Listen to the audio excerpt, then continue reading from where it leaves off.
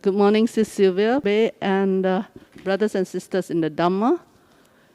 Before we start the talk, let us do our normal puja. Salutation to the Triple Gem.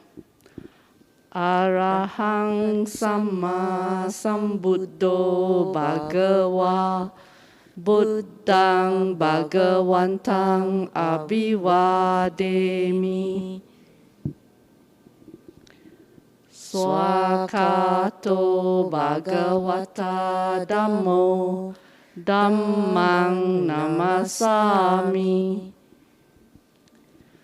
Supatipano Bhagavato Sāvaka Sangho Sanghang Namami. Preliminary homage to the Buddha. Namo tassa bhagavato arahato samma sambuddhassa. Namo tassa bhagavato arahato samma sambuddhassa. Namo tassa bhagavato arahato samma sambuddhassa. Going for refuge. Buddhang saranang gacchami. Dhammang saranang gacchami. Sanghang saranang gacchami. Dutiyampi buddhang saranang gacchami. Dutiyampi dhammang saranang gacchami. Dutiyampi sanghang saranang gacchami. Tatiyampi buddhang saranang gacchami. Tatiyampi dhammang saranang gacchami. Tatiyampi sanghang saranang gacchami. Let's take the 5 precepts. Pānātipātā veramani sikkhapadang samadhiyami. Adinādāna veramani sikkhapadang samadhiyami. Kāmesu micchāchārā veramani sikkhapadang samadhiyami. Musāvādā veramani sikkhapadang samadhiyami. Sūrāmeraya majjapamādātāna veramani sikkhapadang samadhiyami. Recollection of the Buddha. Itipiso bhagavā arahang samma sambuddho vijjācarana sampāno sugato lokavidu anuttaro purisa dhammasārati sattā deva manusānang buddho bhagavati. Recollection of the Dhamma. Swakato bhagavata dhammo sandittiko akaliko ehipassiko opanaiko pacchattāng veditabbo vinyuhiti. Recollection of the Sangha. Supatipano bhagavato sāvaka sangho ujupatipano bhagavato sāvaka sangho nyāyapatipano bhagavato sāvaka sangho Samicipatipano bhagavato sāvaka sangho Yadidang Chattari Purisa Yugani Atta Purisa Puggala Esa Bhagavato Sāvaka Sangho Ahuneyo Pahuneyo Dakineyo Anjalikaraniyo Anuttarang Punyaketang Lokasati. Sadhu, sadhu, sadhu. Good morning again, brothers and sisters in the Dhamma. Today we have our Sister Sylvia Bay, who will be speaking to us about Mahānāma Sutta. We're going to do a bit of meditation first, right? Before we start. So, I would like to invite everyone to close your eyes, make yourself comfortable, relax. I'm going to guide you through a short meditation. Actually, I would prefer to call it a short reflection to help your mind feel a certain degree of calmness before we start the Dhamma talk. So today we're going to do two things for the meditation. First, sit back, relax, scan your body, meaning to say, let your mind flow through your form, starting from the head. Scan slowly down the face, down the shoulder,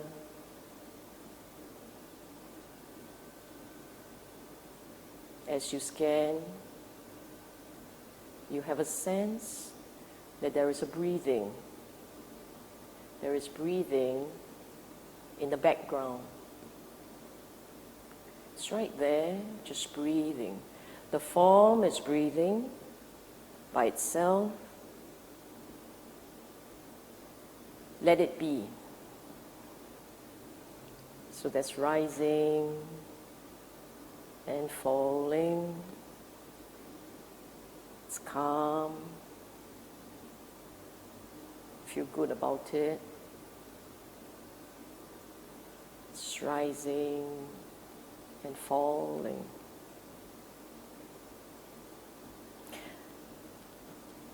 As you watch this rising and falling, I want you to just reflect on these words. Reflect like this. I am a seeker of the Buddha's Dhamma. In this life, I walk in search of the Dhamma path.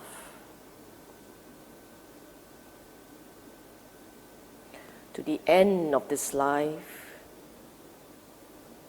I am dedicated to upholding the practice. I may or I may not see the Dhamma in this life. I may or may not taste the Dhamma in this life. But I will never stray from this path, which is the most beautiful of gift from the Buddha. I am not perfect, but as I try to understand the practice, I've become kinder, gentler, more considerate of others, more respectful of others. I still have anger arising, but anger dissipates faster.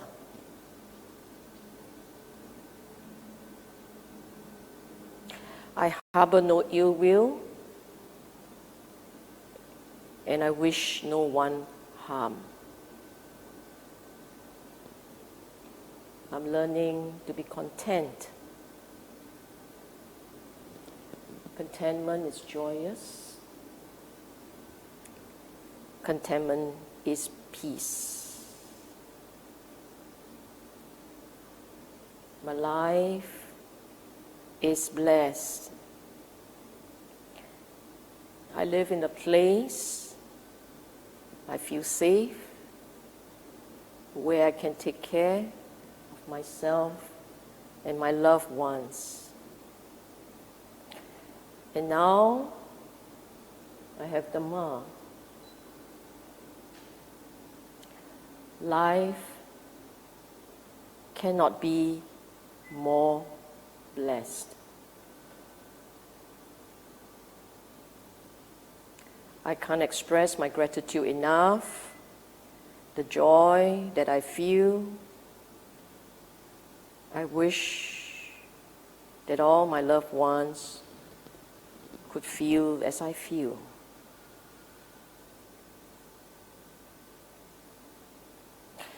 I would like to wish all beings in all directions, big or small, seen, unseen, young and old, may they all be well and happy. May all beings be free from suffering, be free from pain, be free from fear,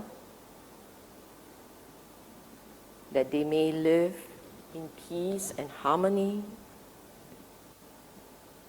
and may they all experience the joy in the Dhamma.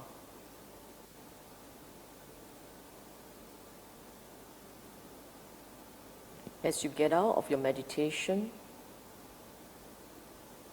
share your joy, share the merits of a wholesome sitting with all sentient beings. With all your heart, wish for all beings to be well and happy.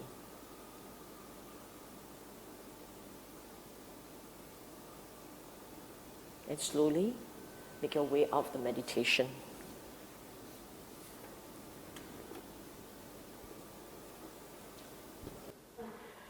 Okay, today we're going to do the Mahānāma Sutta, Anguttara Nikaya, AN 8.25. It's a beautiful sutta about how to cultivate correctly for Buddha's advice to the lay people, but I'll explain further. So first we go through the outline. I will give an overview of the Nikayas just to help people understand where this sutta sits in the context of the canon, Pali canon, okay? Then we will go through the sutta, starting with me explaining why I picked this sutta to begin with, the key learning points. And then finally, at the end of this talk, we will all reflect for ourselves where we stand in terms of being a Buddhist, the Buddhist follower, lay follower. Where do we stand? Are we on track or are we off track? Huh? Okay, the overall Pali Canon. I know there are many words here, but essentially there are three key components. It's called Pitaka. Ti means three. Pitaka is baskets.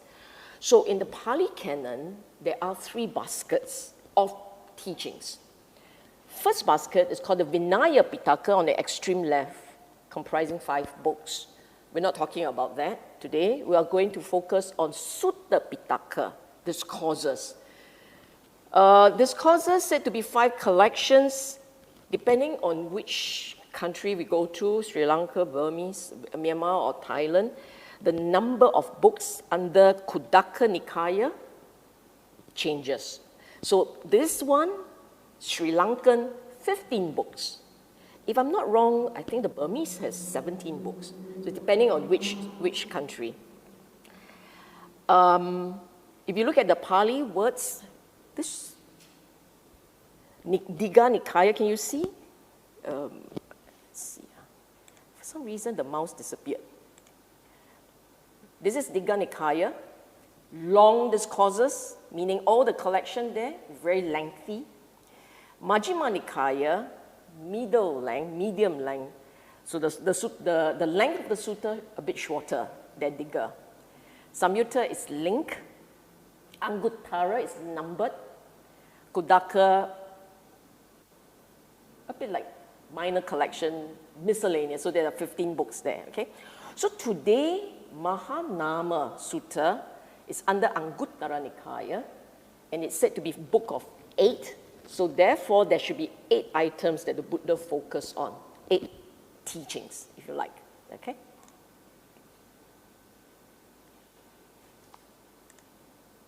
This right.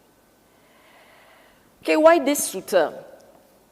We all know that the Buddha gave thousands of discourses in his lifetime. Some discourses, or most of his discourses, were given to Sangha members, monastic, and they are practicing for realization of Nibbana. But there were also several discourses that he delivered to lay people at their request. So lay people who visited the Buddha will go to the Buddha without appointment. They don't have to make appointments to see Buddha. If he happened to be around, they can just go up to him and say, "Sir, Bante, could you explain A, B, C?" And he would oblige. Buddha was extremely obliging. They can stop him midway and he would oblige. That's how compassionate he was. So this sutta was one of many suttas that was, the question was posed to the Buddha by a layperson, and he provided details, he gave details. I chose this sutta also because I thought it would be good for all of us to have a sense of how does one lead a meaningful lay life filled with spirituality and purpose. Meaning to say, cultivation, mental cultivation, is not just for monastic, it's also for lay people. And if we cultivate our mind according to the Buddha's teaching, we can also live in bliss, with ease, happily, okay? 8 qualities for cultivation, which we will discuss in detail shortly. So the sutta started with Mahānāma the Sakyan. You see here? Mahānāma the Sakyan. Visiting the Buddha, whom at that time was living in the Banyan Tree Park in Kapilavatthu. Okay, let's just say about this. This Mahānāma is was a first cousin of the Buddha, elder brother of Anuruddha. Now, who is Anuruddha? If you're familiar with the history of Buddhism, you will know that at the Buddha's deathbed, there were all these disciples, but there was only one who witnessed the Buddha going through the different jhanas and eventually passing into parinibbana. That monk, that Sangha member, was Venerable Anuruddha. So this is the same Anuruddha. Anuruddha and Mahānāma were very, very close brothers. And the two of them actually had a discussion which of the two will represent the family. Because the Buddha's family was large, there were many Sakyan brothers. The Buddha's father had other brothers, And all the different arms of the Sakyan family actually sent representatives to join the Sangha. The cousins, they all took, the different family, they had cousins that joined the Buddha. And this was in the earliest day of the Sangha, okay, of the Sasana. And Anuruddha and Mahānāma had this discussion, and Anuruddha said, oh, you join the Sangha, I can't do it. Mahānāma said, okay, then you take over running the family, you handle all the plowing, the farming, and there are all these family matters you have to take care of when I join the Sangha. Anuruddha thought about it and said, oh, that's very hard work. I will join the Sangha, you stay behind in the lay life. So Mahānāma then got stuck staying behind the lay life to look after the family. So that was a little bit of a background. Why do I introduce this? Because actually Mahānāma also wanted to join the Sangha. He was very curious about the practice, which is the reason why, of all the Buddha's first cousins, this was the one who always go to the Buddha and ask for teaching. And this teaching today came from that conversation, one of those conversations between the cousins. Huh? And so you can read, Mahānāma supported the Sangha when they visited Kapilawatu. And there were, as I said, several suttas. I just cited a few of them. In your free time, you can go and check this out. And they are called Mahānāma Sutta. So there's not the only Mahānāma Sutta, there are others. Huh? Okay, now we go into Sutta proper. And Mahānāma asked Buddha, Bhante, in what way is one a lay follower? So how do you know, on what basis do you call yourself a lay supporter? Buddha's reply was straightforward. When one has gone for refuge to the Buddha, the Dhamma, and the Sangha. In that way, one is a lay follower. So we say, oh, okay, it's straightforward enough. If I go to Buddha, Dhamma, and Sangha, and I bow, and I say, I go to you for refuge, that's it. Does that count? In a way, yes, but not enough. So let's just go through what does it mean by going for refuge. This is an extremely important word. The word refuge, the Pali word saranang, actually means all of these. Protection, help, shelter, refuge. Implied in this word, implied here, is this notion that daily life as it is has some degree or much degree of problems, difficulties, danger, agitation, etc. Daily life as is has problems, a lot of it. And to see you go for refuge implies that it's not just problem, it's a lot more than that. You actually perceive that there is danger. If you had no danger, if you don't have this perception, if you feel everything is fine, honky-dory, why would you be looking for refuge? Why would you be looking for a safe haven? If you were feeling really good, and you, in your perception, life is great, then you just continue as it is. Why do you look for help? The point here is you're going to someone for help. So you have to sit back and you ask yourself, why is it in Buddhism, in the Buddha Sasana, it is called going to the triple gem for refuge? Saranang. And if you remember the way we chanted, Buddhang, Saranang, Gacchami. Gacchami means I choose to go. I have to take the initiative to take that first step, make that approach, and go. So there is a decision point here. It is not something you tell your kids, okay, say, everybody say, I go Buddha, Dhamma, Sangha for refuge. It's not you telling people to do it. It has to be willingly done. There is a decision point made consciously and say, I recognize that there is a before life where I feel I'm lost, I'm not sure how to do these things, I sense danger and problems. So I go to this Triple Gem for help, for assistance, okay? And you must believe that when you do that, you can actually experience comfort, peace, security, freedom, happiness, etc. So to go and do something in anticipation that there is a solution.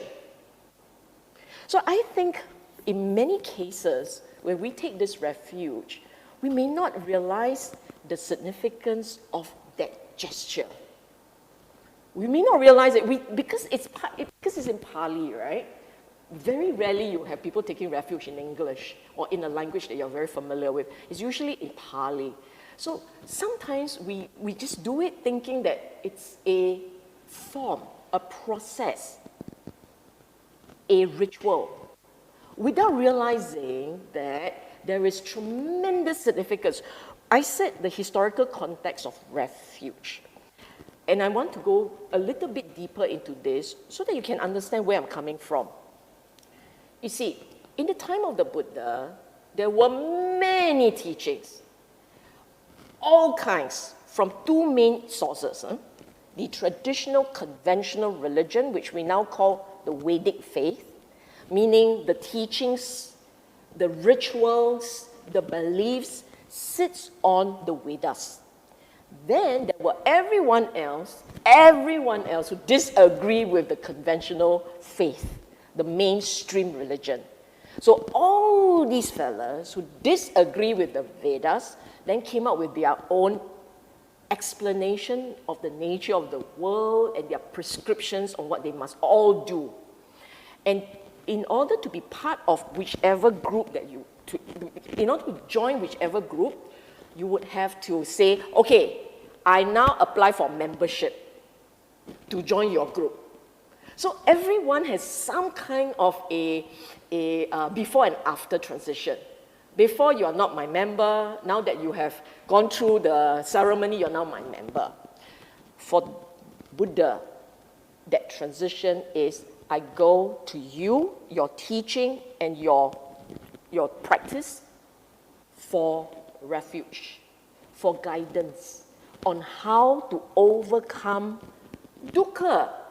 Everybody joins somebody, some organization, in the hope that they will find the answer for salvation.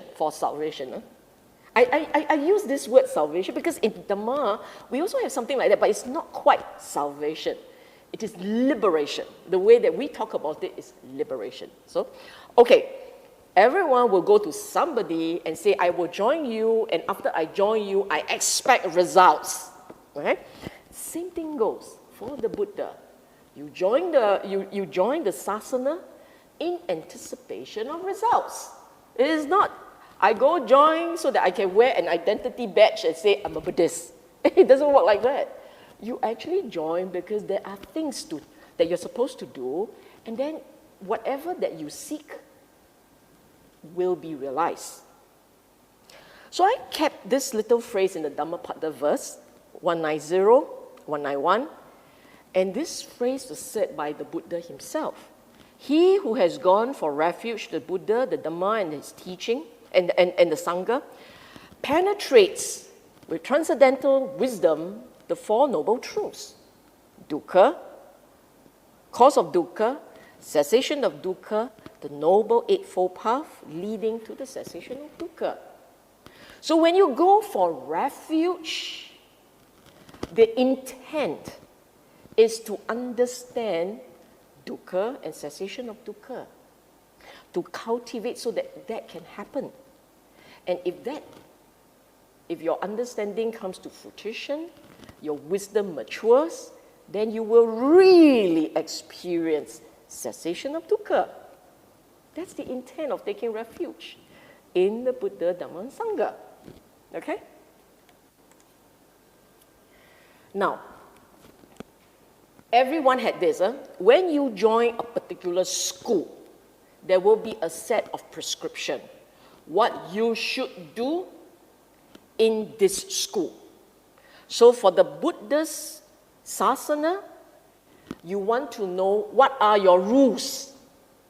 What should I uphold? What should I follow if I am your disciple? That's why the word virtuous, sila, here is very specific. You tell me this is your description of nature and society and reality and so on and so forth.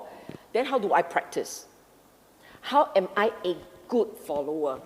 The Buddha, and this is the 5 precepts, the Buddha said, lay follower abstains from the destruction of life, taking what is not given, sexual misconduct, false speech, and from liquor, wine, intoxicants, which were the basis for heedlessness. By this, you are following the teaching. The idea here, you're following the teaching, okay? And I said, it seems straightforward, because when we go to a monastery or a temple, or at home when you chant your prayers, you do your morning chanting, you will take the precept. I will abstain from this, that. It sounds easy enough. But actually, in the context of Buddha's time, there were many schools that actually had no prescriptions on morality. They practically said, there is no such thing as karma, you can do whatever you want, and enjoy your life as it is. And don't worry about the effects. So there were many schools in the Buddha's time that had no moral rules. Buddha was making very clear, minimum, this is minimalist approach, minimum, the 5 precepts. You have to abstain from the following, because in your life, as a Buddhist, you don't want to inflict any form of pain or suffering or hurt. Don't cause anyone to have tears. You want to abstain from all these massive actions that could bring pain and suffering to another. Okay? Now, the Vedic faith of the day talk about sacrifices. And usually the Vedic faith, when they talk about sacrifices, it sacrifice other people, animals, other beings. And Buddha says, no, sacrifices is the sacrifices you make. You have to make your own sacrifices. And what were they? You see, you think in your own mind, think about it. When you get upset, the natural instinct is, I want to scold. I want to hit out. But if you say, I will not scold, I will not hit out, actually, you feel like you are compromising. There is the element of, hey, I got to swallow this anger, man. I got to swallow it. This is not easy. Oh yeah, sacrifices are never easy. So you have to swallow it. Swallow the anger, let it go. Forgive, embrace. Those are difficult. So let's say you say, okay, this person, I don't like the face. But you're practicing Buddhist, you cannot show your anger towards someone just because you don't like, just because your feelings are not good. Then you just show. You don't. You have to have consideration for the person's feelings. Consideration, respect, kindness for the other individual. And so you sacrifice. You make that sacrifice. You eat into your own interests and your own preferences to accommodate the other. That's all. So that's why I said here, the sacrifices of the Buddha's follower was to forego his own defilements of greed, anger, and delusion for the larger good, for the welfare and the benefit of yourself and for others. So what makes you a virtuous lay follower is not just to uphold the precepts, but to make sacrifices for others and for your own good. So you contain your anger, pipe down your lobha, your greed, spend time reflecting on the Dhamma. Those are part of the practice. Okay? Part of the practice. Then they came this long way, long question. How, Bhante, does a lay follower practice for his own welfare, but not for the welfare of others? In other words, where do you go wrong as a practitioner, as a lay follower? This actually means, where do we go wrong as a lay follower? In relation to another. The Buddha said this. I'm going to go through this. I want you to bear this in mind because we're going into each of them and elaborate. Buddha said, when a lay follower is himself accomplished in faith, but does not encourage others to accomplish faith, when he is himself accomplished in virtuous behavior, but does not encourage others to accomplish virtuous behavior, when he is himself accomplished in generosity, but does not encourage others to do that. And it goes on. When he himself wants to see bhikkhu, but doesn't encourage others. When he wants to hear the good Dhamma, doesn't encourage others. When he himself retains in mind the teaching he has heard, but does not encourage others. When he himself examines the meaning of the teaching and have retained in mind, but does not encourage others, But when he himself examines the teaching, the meaning of the teaching that have been retained in mind, but does not, is there a repeat here? 6 and 7. Okay, where he himself has understood the meaning and the Dhamma and practices in accordance with the Dhamma, but does not encourage others. So here you have these 8 points that the Buddha highlighted, and we'll go through in detail. Being accomplished in faith. The word here is saddha sampanno. Saddha is faith. Sampanno, completed. Has a lot of it. Accomplished. So here it's very clear the Buddha was not talking about blind faith. In the practice, we are all encouraged to probe and ask questions. And the Buddha even encouraged his monks to handle questions and answer. I talk about a balance between being open-minded and critical thinking. We will go into that in a while. Faith of a follower must sit on right understanding of the triple gem. The deeper and more profound the understanding, the stronger the faith. Okay. For many of us, when we are new to the teaching, perhaps there is a part in us that thinks that faith is really form. You bow deeply, you go through the motion, 3 times a day you chant, you make your chanting, and so on and so forth. These are forms, only form. But in this teaching, the focus is not on the form, the focus is really on understanding. Okay? And in the subsequent slide, I will actually show you, just on the basis of the triple gem, Buddha, Dhamma, Sangha, we actually have to spend our time reflecting on the qualities and thinking about what these triple gem means. So that's why I said there is an appreciation of the triple gem at different levels. You can set off having the conventional, superficial appreciation, but it goes down to really understanding it deeply, what each of the gem stands for, okay?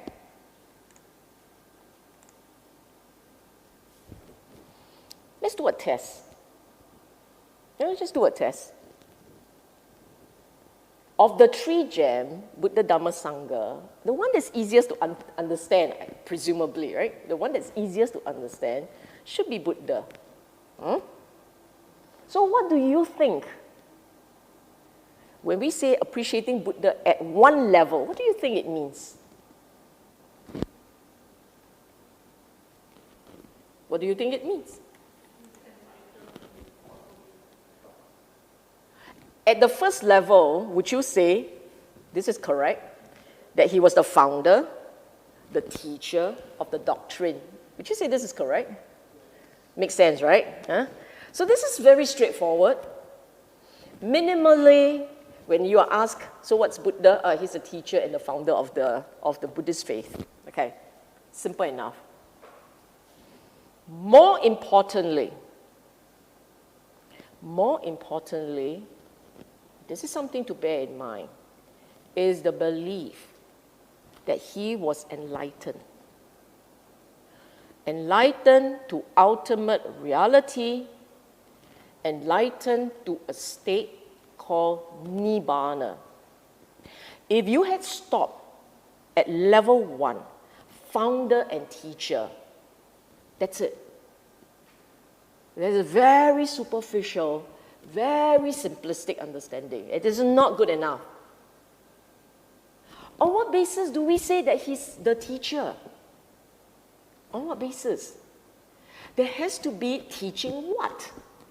So, we follow him because we believe that there is the conventional reality and there is an ultimate reality, and we believe that what he experienced and what he saw was not something that the rest of us could understand until we see it for ourselves. That's the part that we have to understand and realize. So it is not enough to say Buddha taught Dhamma.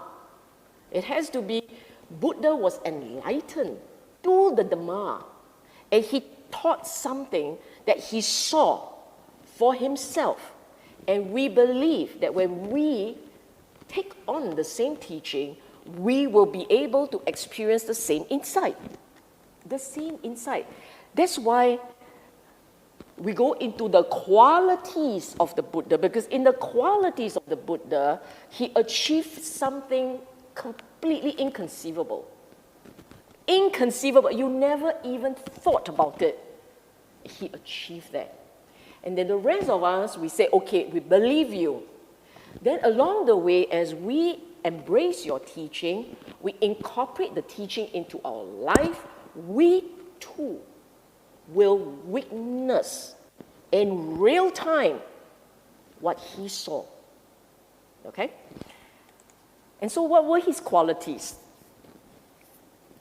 We believe that the Buddha had destroyed defilements and gained liberation from the samsaric cycle. This part, the reason why I am flipping them one by one is because I don't want you to read the text. I want you to pay attention to each quality carefully. Because if you meditate and you want to use faith as an object for meditation, this is actually how you are supposed to do it. Know the quality, understand it properly, reflect on that quality, then you ask yourself, how much of it have you done with respect to that quality? So, Arahan, right? Itipi so. Bhagawa, Arahan. He's worthy, he's noble, because he had destroyed defilements. So defilements here are defined as your lobha, greed, dosa, anger, moha, ignorance, delusion. And he had destroyed these defilements, and therefore he was able to break the cycle of rebirth and death. Death and rebirth. Okay? Samma Sambuddho, fully enlightened to all the principles governing spiritual life. In other words, he knew how to complete the spiritual training. What makes a practitioner? How can a practitioner break out of the habits of the regular mind and be able to penetrate into the ultimate insight? He knew the training methodology. What must be done? Part 1. Part 2, the entire domain of cognizable phenomenal, in other words, how your mind works and what your mind is capable of seeing for itself. The entire spectrum of what a mind can do, Buddha is fully enlightened, was fully enlightened to them. So everything that he taught, he had personally witnessed. Whatever that the mind can do, he had gone through it. That's the power of the Buddha. Okay? Vidya charana sampano, fully accomplished in wisdom and conduct. I stress the symbiotic relationship between wisdom and moral behavior, wholesomeness. Just remember this. A true practitioner must be both wise and deeply compassionate, fully wholesome. There is no such thing as superior in wisdom, inferior in conduct. There is no such thing, okay? If the person is believed to be very wise in the practice, but the conduct leaves much to be desired, I would strongly advise you put a question mark on the so-called wisdom in the practice. It cannot be. Buddha was very specific. The two of them go in tandem, hand in glove, together. If you have perfect conduct, it is also a reflection of wisdom. If there is perfect wisdom, the person will live you will have absolutely no reason to doubt his practice because he is a very wholesome person. So for those of you who believe that you are making significant progress in the practice and the training, ask yourself this: how much of the lobha, dosa, moha have you managed to trim? If you say that, oh, my trimming is so-so lah, then I will say that maybe your understanding is also so-so. Okay? Sugata, sugato, sublime one, well gone. The idea here is he had traveled well along the Eightfold Path. There was a beautiful practice. And the rest of us, when we are practicing all this, his teaching, you have to bear these qualities in mind because you are also cultivating these qualities. Okay? Loka viddu, knower of the worlds. So there are different worlds that we're talking about here. There's the world where beings arise. After they die, they come again. They come again in different worlds. Buddha knew them all. Then there is the world of different dimensions, world systems, all immeasurable space and time. Buddha know them all. And the world of formations, how our mind keeps creating and creating, he also understands how that works. No world of worlds. I put them all together because he's the unsurpassed trainer of tameable people. Now, tameable people, okay? What does that mean? You see, there are people who don't want to learn, who don't want to train. People who don't want to learn, don't want to train, what can the Buddha do? So in our practice, it must be something that you want to do it. If you say, I seek the Dhamma, and I'm sincere in my search, and I will try my best, Buddha will do miracles there. As long as you want to, he can help you achieve it. So in his time, there were people who had low intelligence, they could not remember his teaching, they had no training, no education, they came from nowhere, they ran into him, asked for his help, and voila, they got it. There's all kind of stories in his time, all kinds of people, age, doesn't matter, from the youngest, which is about 7, to the oldest, which is over 80, who is over 80. Age doesn't matter, gender doesn't matter, training doesn't matter, caste system doesn't matter, nothing matters. As long as they wanted, they went to him, they sought out his help, it will work. Look, there was even one who's a serial killer. It's our celebrated serial killer, Angulimala. Even he got it, but he wanted to be trained. He wanted the training. It took him a while, but he got it. And there were the ones who were executioners, hunters, acrobats, theater, performers, all kinds. They all could do it. So he was unsurpassed.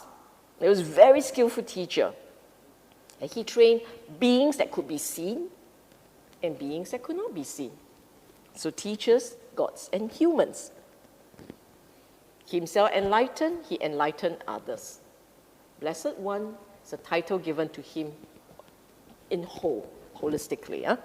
Now, you look at these qualities, you reflect on these qualities, and what it means actually is the more you begin to understand the Dhamma, the more these qualities make sense to you.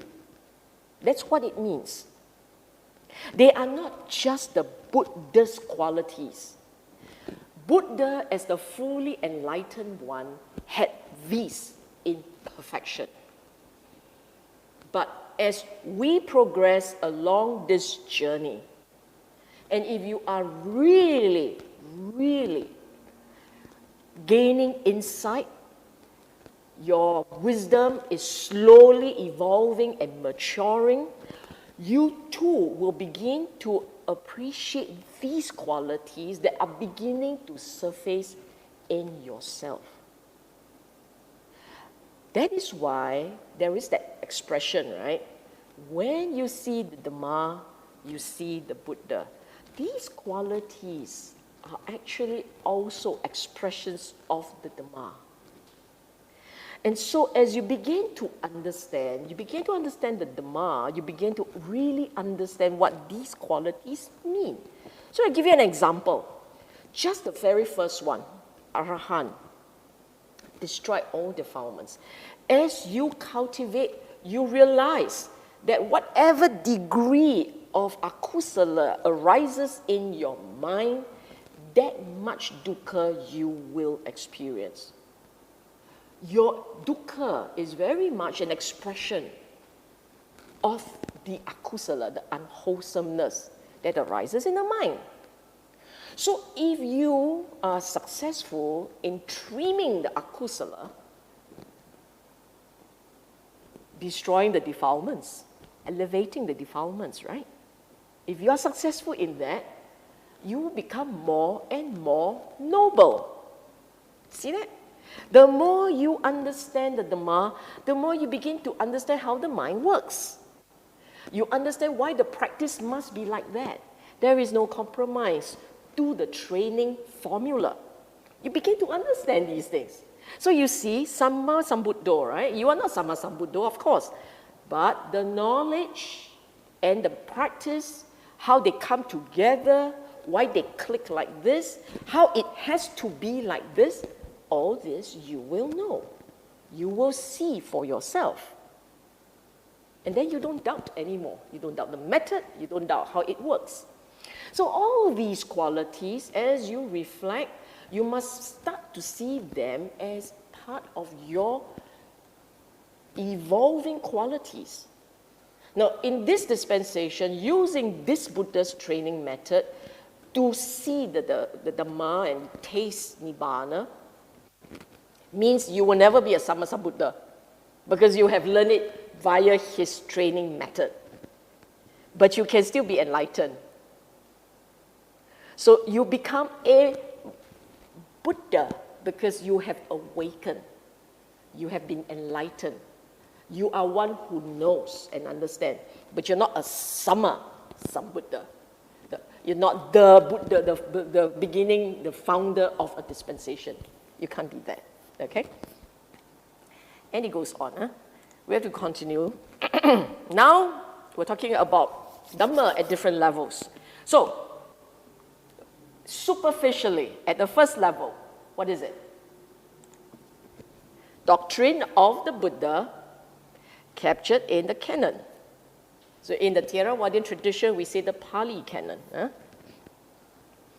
This one, you must at least know that it was the Dhamma is a doctrine of the Buddha, and the Dhamma had descriptions of realities, training instructions on how to reshape your lenses, reshape the way your mind works, the way your mind thinks, outline goals of practice, etc., etc. There are all these objectives covered by the doctrine. And the doctrine does all these. This is at one level. Dhamma is also the nature of reality. As you begin to understand the Dhamma, you begin to realize that the Buddha's teaching actually explains the nature of reality. It's not magic. It's not something metaphysical. It's really reality of the world as perceived by the mind. There is the reality of how the mind works and the nature of the world out there as the mind perceives it. Okay? They are also the qualities experienced by the practitioner, and these qualities actually, as you begin to understand the Dhamma, you experience these qualities. You experience the Dhamma's qualities. This is how you understand reality. You realize that the teaching covers the spectrum. So when we say excellent in the beginning, excellent in the middle, excellent in the end, so the word swakato means well expounded, perfectly delivered, perfectly taught. And therefore, the teaching, and this word always comes out, is excellent in the beginning, the middle, and the end. It reflects the practice. Excellent in the beginning is sila, which is morality, which is restraint, learning to tame the unwholesome instincts of the mind. At the middle is, if you can tame the unwholesome instincts of the mind becomes steadier, more peaceful. It doesn't drift all over the place. There is a sense that the mind becomes present. Watchfulness becomes present. And the end is the wisdom that arises from the training. You have sila, you have samadhi. Eventually, there will come this understanding in gradual steps, but your understanding will grow. You do not start by the other way. I learn all these things. It won't work as well. I learn all these things, but if you don't practice, if you don't act with restraint over your unwholesomeness, if you spend no time in meditation, you spare no time, you don't do it at all. You are just putting all your eggs into the learning baskets. That is not wisdom you will have. That's knowledge. You have lots and lots of knowledge, but no real wisdom, real appreciation of what the Dhamma is. Okay? So swakato, if you are a student of the Buddha, you will believe that there is nothing deficient in the teaching. Nothing at all is missing from his collection. Everything needed for enlightenment is found in the teaching. You must believe that. So if you start from the point where I don't even know what's in the teaching, then you haven't really gone for refuge to the Dhamma. Okay? You really have to know what he taught in order to have qualified under this category of gone for refuge in the Dhamma. It goes on, sanditiko, you see. Whatever that he has taught, if you incorporate that into your daily life, a point will come when you begin to understand what the teaching is, and you see the effects.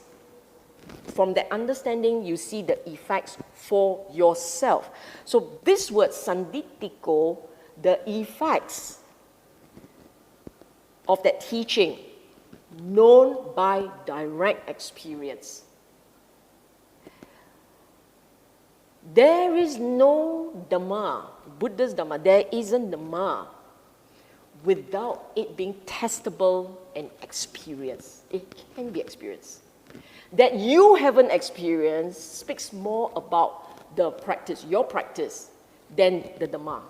The Dhamma is not, it's really describing nature of mind and how you transform, change it so that you have a different experience of life. Put it in very simple words. Let's just say you got upset about something, and as you think about what upset you, the more you think, the angrier you get.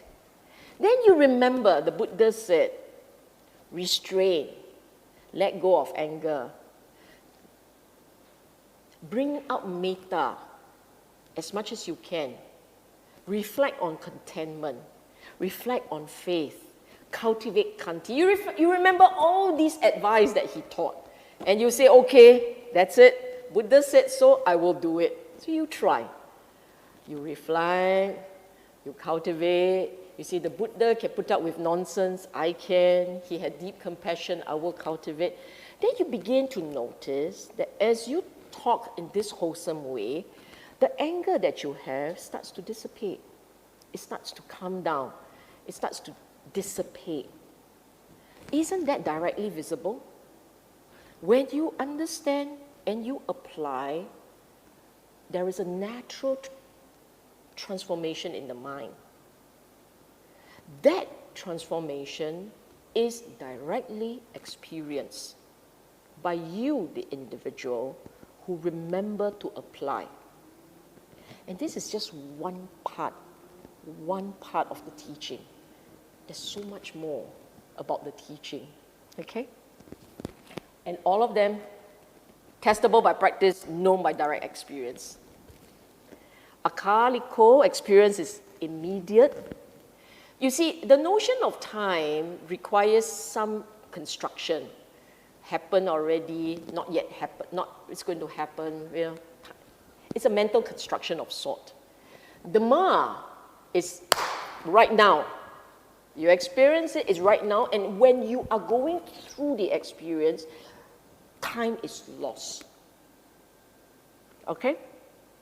When you have an experience of the Dhamma, it will hit you in the face, and as you are experiencing it, your mind stops its construction process, and because it stopped its construction process, it loses time. You are not caught up in time. Time passes. You are present. You become, in that moment of the experience, timeless. It's a very magical experience, isn't it? That point when you experience this, my gosh, this is a Dhamma, timeless. When you have one experience with the Dhamma, there is a part in you that says, I want to know more, I want to learn more. And if you are consistent, you find that the mind learns and learns more. So this thing about inviting Actually, it's not inviting other people to come. It's drawing you to look deeper and deeper into the Dhamma. Okay? So we all think that inviting means, oh, you all come and see for yourself. The Dhamma draws you in to go and examine it deeper and deeper, and what happened to my rest of the words? Okay. And as you go deeper and deeper into the understanding, you begin to really experience change. This whole notion about applicable is, it's built on. The Dhamma is constantly enhancing. So, if you look, all of you have gone through your own training and practice, you will begin to realize that you never stop at one. Point one, full stop. If it's truly an experience of the Dhamma, you will keep going on. I want to see more. I want to understand. I will change. The mind will start to evolve. It starts to change, leading to change. Further and more changes. It becomes progressive. Okay? It is progressive. And all of these experienced by the wise for himself. All of these qualities. So, in your practice, in your meditation, in your reflection of the Dhamma, if you find that all these qualities are present, you had a Dhamma experience. If any of these qualities is missing, then that experience is incomplete. You will actually have them all. And at the point when you realize what is going on, at that moment you are the wise, because you understood what's going on. The wise means you understand what's going on, you had the correct takeaway from the experience, and it brings you so much fulfillment and joy. Okay? I will also add this. If you go through an experience and you find yourself having all these wow, this wow experience and goes, yes, this is a Dhamma, it's so beautiful, but I don't know what's going on. It's possible, right? It's like, wow, I know I saw something, I understand, but I don't know what's going on. So then it would mean that you stop halfway, akaliko, and stop already. Or maybe inviting and you get more and more dukkha. But the point here is, if you stop halfway, you don't quite understand what's going on, and you have to spend a bit of time reflecting on it, that's okay. That's perfectly fine, and it's perfectly natural. But the reflection must come. And you may want to go and talk to a teacher, someone, a senior whom you believe might have had a similar experience. It is where the kalyana mita and your teacher comes in. The wholesome friends and the teacher will come in to help you understand what you have experienced, whether your conclusions, you must have your own conclusion. After you have had an experience and then your conclusion is, I don't know what's going on, can you tell me? That doesn't work. It has to be, you say, okay, I think it means this, and then that helps your teacher or your kalyana mita to help you along in the understanding. Okay?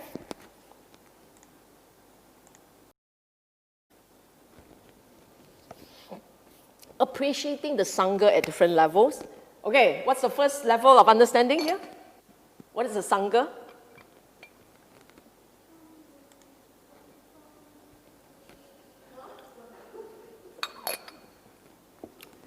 Monastic order that wears the robe, follows the training rules as laid down by the Buddha. Fair? So there's usually, Sangha are the monks. And then we put a full stop. Actually, if you remember that chant, the homage that you pay, right? Sa waka sangho, that phrase. And it runs throughout. Yeah? Supatipano bhagavato sa waka sangho. The word sa waka, one who listens respectfully.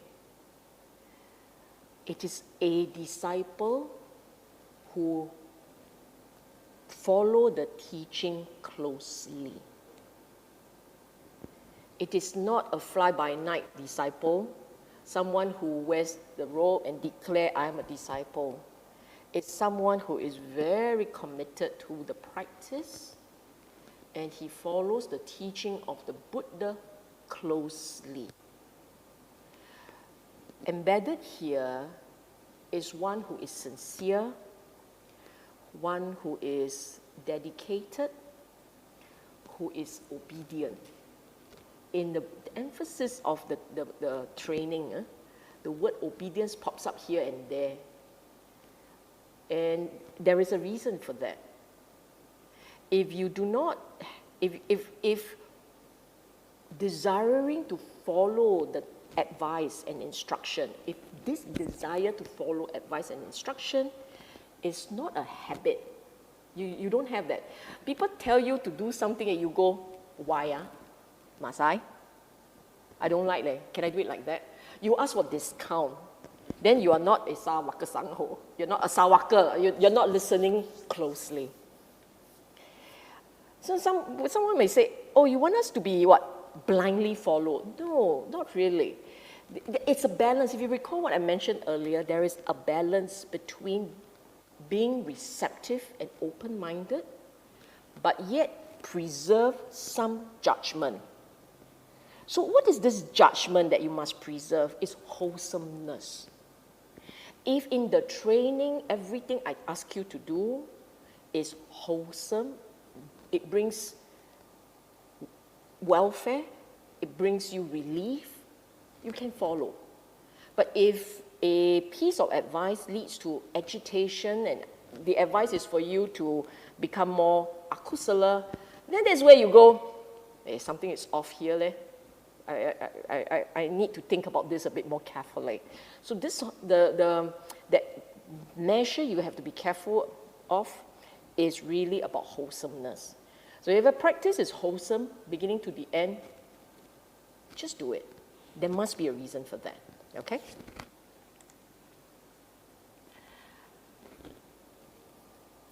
In the homage to the Sangha, that stanza, there is this phrase that says that 4 pairs of individuals, so 4 pairs, 8 individuals.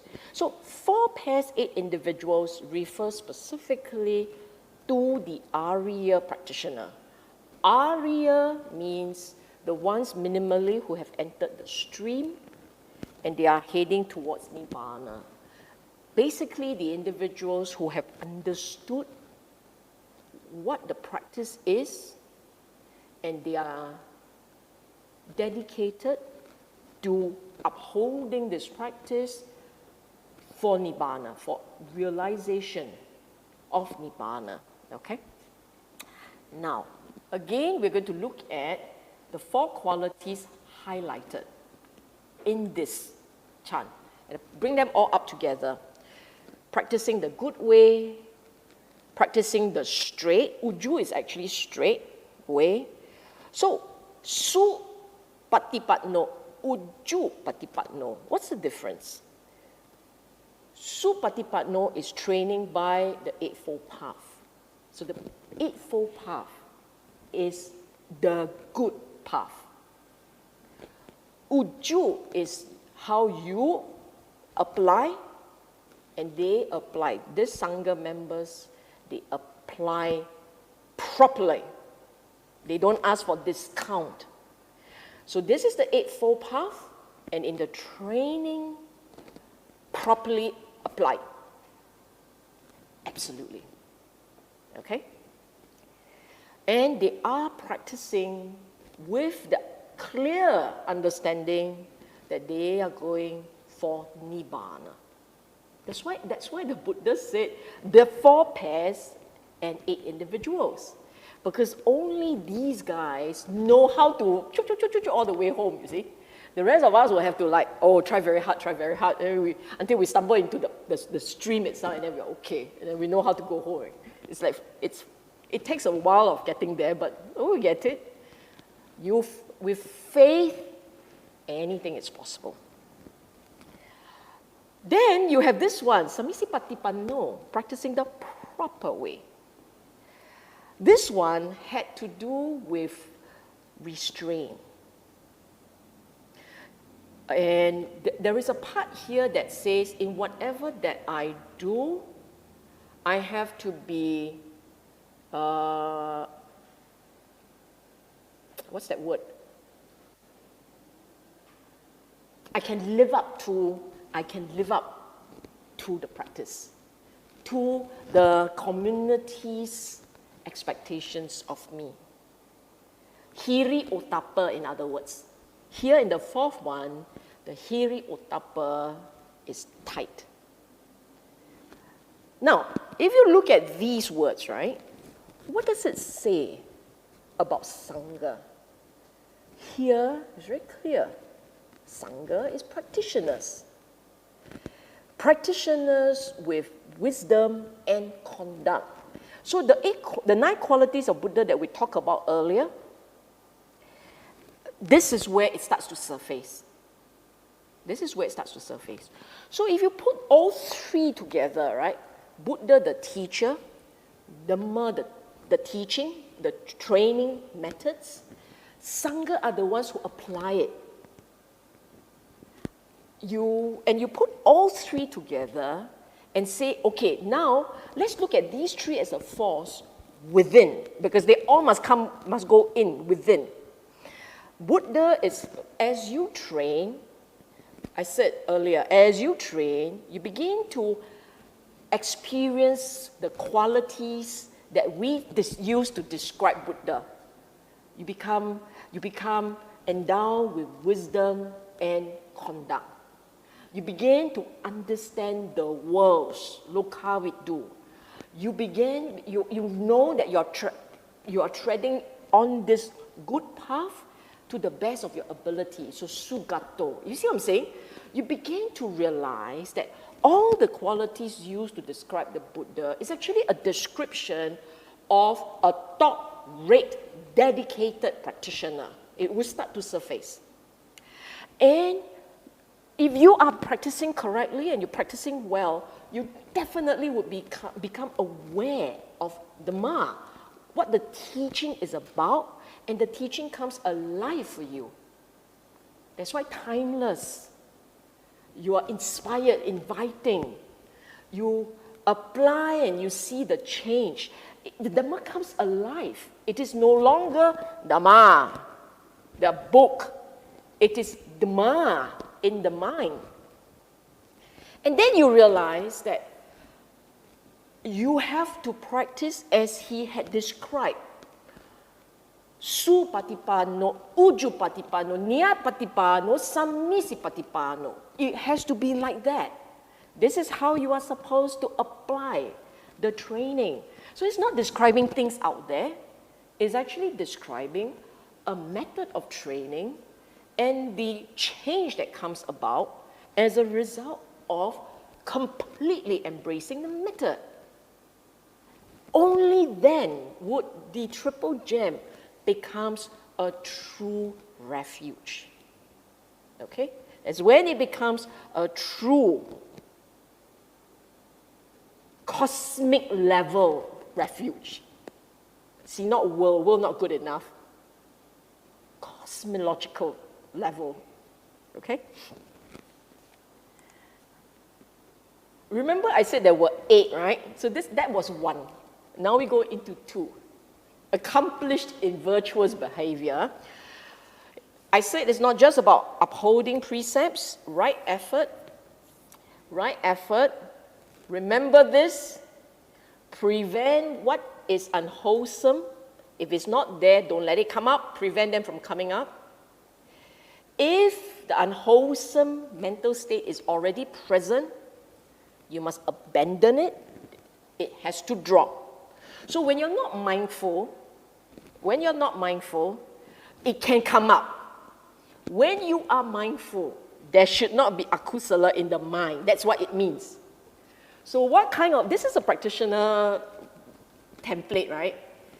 All practitioners starts from no akusala.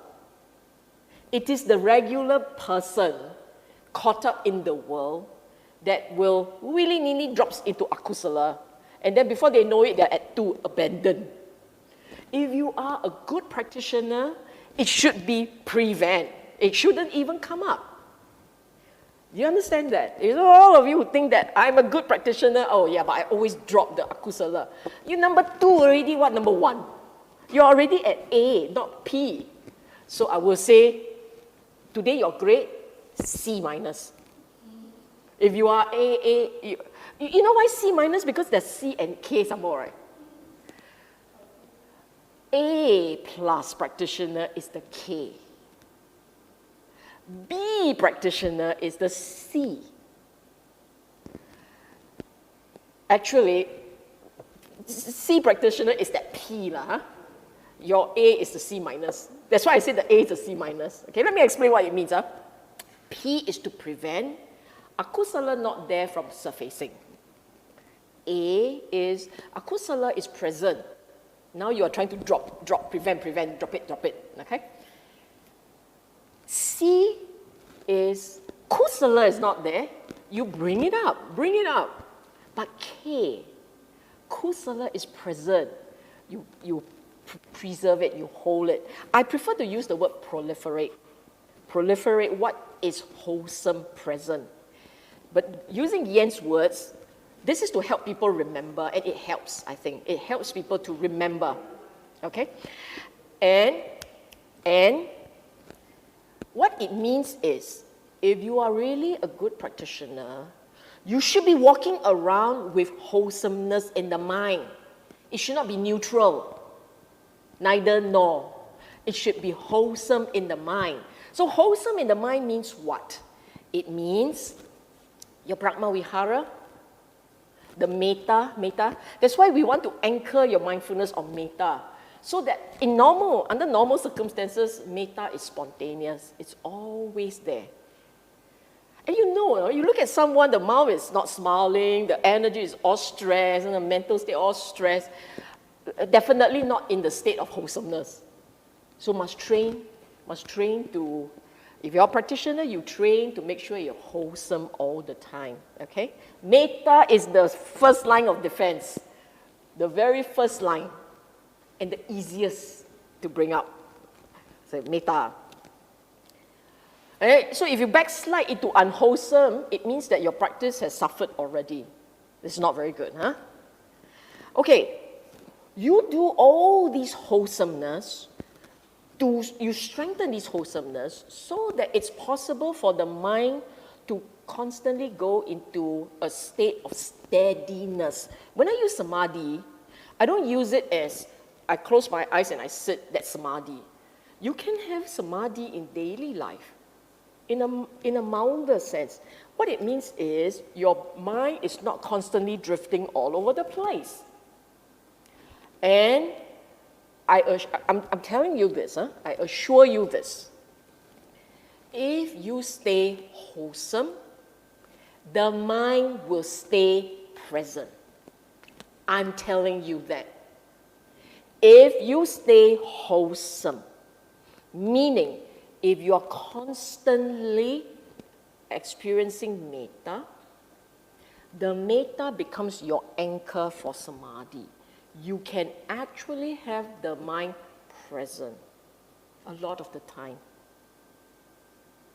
If you say my mind drifts a lot, then my rejoinder is, then there is a lot of akusala going on which you don't even realize. They say, no, I'm not very akusala. I say, yes, but there is a lot of wanting. There is a lot of I want this and I want that. Because it's the I want this, I want that that provides the battery for the mind to keep drifting. You don't want that mind to drift. You want the mind to be more present. You keep the mind on wholesome mental state. Whether it's faith, it's patience, it's giving a chaga, generosity. It is metta. You keep your mind on any of these mental states. When they are present, the mind doesn't drift. will not drift. It will stay put. Okay? And when it stays put for long enough, you become aware that there is no dukkha. Your cessation of dukkha, there is no dukkha. Why? Because there is no craving. Wholesome mental energy present, there will not be craving. Then you say, yeah, but I feel a bit of craving. That is because you want the wholesome energy. You want the metta. And you might even want people to acknowledge your metta. Hey, I spread to you so much metta, why you never smile back? Why? Why you never, hello, acknowledge? It's because you want a kind of acknowledgement that you have been wholesome today. That in itself is unwholesome. So you must do without expectation, okay? Chaga, okay. This is a stanza lifted from Anguttara Nikaya 5.47. And this we're talking about Chaga Sampano, accomplished in generosity. And the Buddha said this. So I want to read this to you because we all think we are quite Chaga. We all think that. We like to believe that minimally we're not stingy. Look at what the Buddha said about Chaga. Noble disciple dwells at home with a heart devoid, empty of the stain of miserliness. Not even a stain. So every time you want to give something and there is a voice that comes out that says, no need so much, you don't have already. Point one, the first characteristic, not there. Because there was a stain of miserliness. Freely generous, meaning freely generous and open-handed, you put them together, it means you are not discriminating. Why do I say that? People I like give more. Society I support give more. There are these society I don't know what you do, don't give. Something like that. So it's not right or wrong. It merely means that our mind makes judgment. It's constantly judging. And as long as the mind judges, then your giving is not freely. Your giving comes with strings attached to you approving of them. Okay?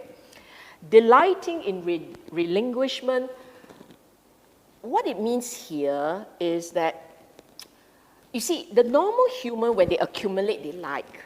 The normal conventional person, when they go for what do you call that? Retail therapy, right? Retail. So when you go shopping, you feel good. This is accumulation. Here, it's the other way around. When you give, you feel good. When you give, there is this joy that comes out. Don't know why, leh? The more I give, the happier I am. Correct. That's how it should be. The giving brings joy. Okay? Devoted to charity, there's a part in you that is so happy you are in a position to help someone who needs help. The word charity here implies they need help, and you're very happy to do it. Delighting in giving and sharing. So you put the characteristics together, they're not easy, you know. Your regular chaga is not the chaga that is accomplished. You may be chaga, but your chaga is situational chaga, conditional chaga. Situational, my mood good, I give more. Conditional, my mood bad, I give none. Both the same lah. Or I give to the people I love, I give to this Sangha member I love very much, I give more. This one I don't know what you are. You're not even Sangha. No need lah. So your mind has this kind of discrimination. Your chaga is limited. So essentially what it means is the chaga is limited by your mind. Chaga limited by mind. So if the chaga is limited by mind, your chaga is not pure. It's not with ease. It doesn't flow. Okay? And I said, this line is cute. I like it very much. All roads lead to chaga, right? This line. Actually what it means is this. at the end of the day, your entire practice sits on chaga, the ability to give. You want to, and there are suttas. You could wait for my book to come out, but there are suttas where the Buddha specifically said, those without chaga can't even enter first jhana. Those without chaga can't even enter stream. Can you imagine? Why? Because chaga actually means there is a part in you that put aside your own desire, put aside your own interest, put aside the self, that self-ish part of you, the self-ish part of you has been set aside. Only when you set that aside is chaga possible, pure chaga. So, and you think about this, you think about all your akusala, all the akusala, right? Whether it's jealousy or fear or agitation or restlessness, you name every one of them. Every one of them had a missing chaga part. There is a missing chaga somewhere. Example, fear. Fear arises when you are fixated about your well-being, your interest, your safety, your peace of mind, your happiness, whatever you name it, it's about you. So the part of you that says, it's okay, I don't mind, it's fine. I'm not afraid because I've given this up, given peace of mind, given preferences, given everything up. What is there to fear?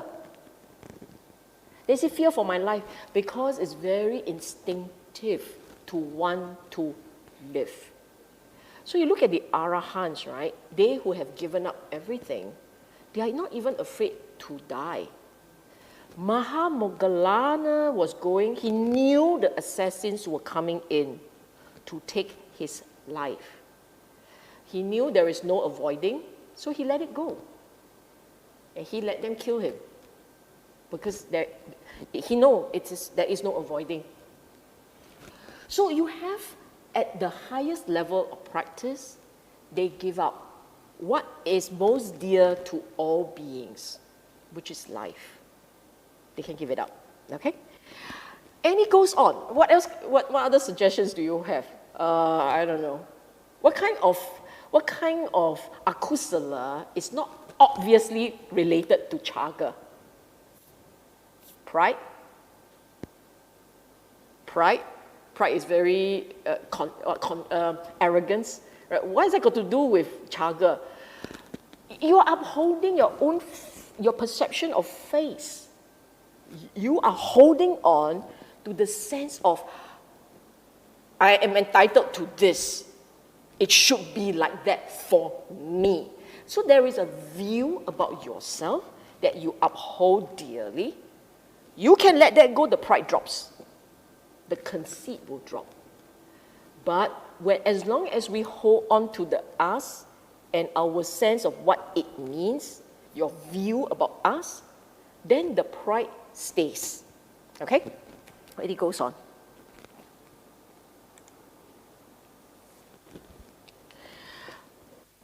Now I put 5 of them together. An exemplary lay follower would want to, see the monk, hear the good Dhamma, retain in mind the teachings he had heard, examine the meaning of the teaching that had been retained in mind, practice in accordance with the Dhamma after he had understood meaning and Dhamma. These 5 conditions of practice. Buddha is saying that an exemplary follower actually will want to do these 5.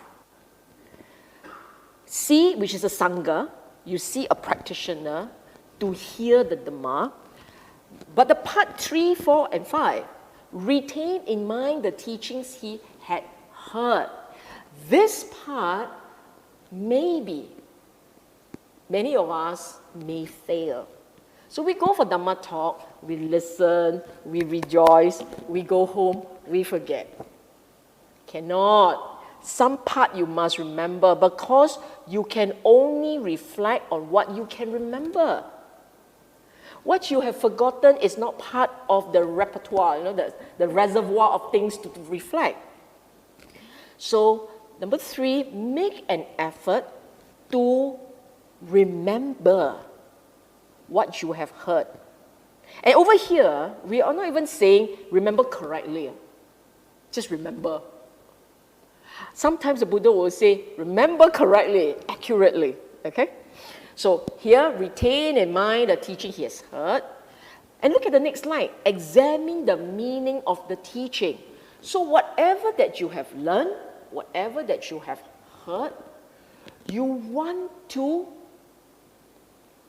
reflect, dissect, digest. Without step number 4, examining it, without doing that, it is very difficult to do number 5. Because number 5 is application. You will apply what you understand. And everyone builds on the previous one. So you must remember, so you can reflect and you can dissect and examine, then you can apply. And that's how it flows. Collectively, they are synergetic. What does that mean? You learn from the teacher, you hear the Dhamma, you apply in accordance with what you understand, and you look at the monks who are doing it or the practitioners who are doing it, they are the ones who will guide you on the process. Remember what I said earlier on, you reflect, you observe, then you don't understand what it means. Right? Who is going to explain it to you? You don't understand what it means, you either got to figure it out for yourself, or you go back to the Dhamma, the books, the Buddha's words left behind in the Sutta, and you see whether you can find a correlation, or you go to the Sangha. So all 3, from the teacher came the teaching, came the practitioners. All 3 come together as a force for our practice. Our gratitude must be to all 3. Not enough to depend on one. It has to be all 3. Never stop at only Buddha. I know you love the Buddha, but without understanding what he had taught and applying it in your life and consulting people who had done it before, without doing that, Buddha also don't love you. He will say, what are you doing? I have taught you all these things. It is a triple gem. Go and refer to all 3. Okay? If you were to worse, you only have the third one, practitioner, but you have no Dhamma, and your Buddha is, okay, he's great, he's there. If you do it like this, it's even worse. Because then you're depending on just one person to get it right for you. Right or wrong, you don't have the Dhamma, you don't know. So you must always do your own personal reference. Personally, I would advise everyone to really look at the suttas, the discourses in the Pali Canon, because that's where the Buddha's words are captured. You literally would hear from him. Maybe in your language, but it came from him. You read enough, you can even spot which are the ones who are older him or the younger him. You can actually be able to tease out a bit of the timeline. You get to know the Buddha through the ages, through his age.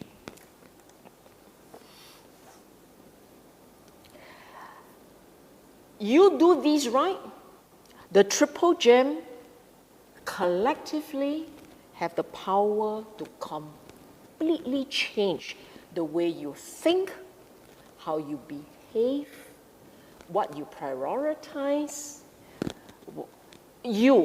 what you believe to be you, mind and behavior and words gets transformed completely.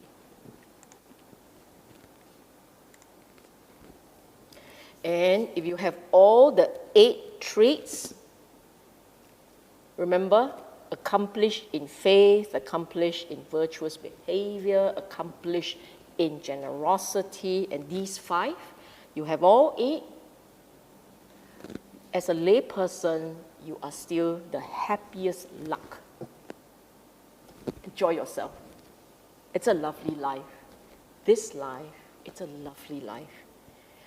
To be able to cultivate these 8 makes you a happy person. Immeasurable bliss and happiness. Okay? Now, earlier on, oh yeah, I forgot this one. Being a lay person does not mean you can remain ignorant of Dhamma. I felt I had to put this there, because some of us actually think that it's good enough to go and take 3 refuges and that's it. Later on, when I retire, then we learn Dhamma. And I'll say to you, really? What did the Buddha say about mortality? Buddha explained that we should be aware that you cannot take for granted you will live until retirement, collect CPF. Cannot assume that will happen. What if you got cut short? Then what? You do not put these things to chance. I gave this cute little example. Let me ask you this. Your teacher, let's say you're in school, your children, your kids are in school, and you know that one day the teacher told the kids, okay, I'm going to spring a test on you. What did they call that? A surprise test. I'm going to spring a surprise test on you. The marks will be 50% go into your final examination score. And then the kids come home and say, Mommy, my teacher said we're going to have a surprise test and the marks will be 50% of the final score. What would you say to your kid? Hey, you better practice, leh.